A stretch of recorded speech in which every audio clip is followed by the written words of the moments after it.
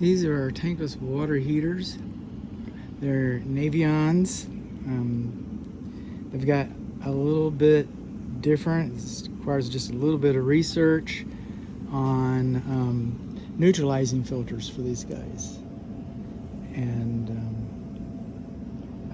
they've got screens, but I'll have to do some homework about neutralizing filter. I should really practically just bake in an inspection from the other day about the same two water heaters. But these water heaters are different. These water heaters are different in regard to we've got a heat lamp on them. Okay, this is not an encapsulated attic. This is not air conditioning space. This is actually hot up here, and it'll be cold up here. And apparently it got cold enough that they needed a heat lamp.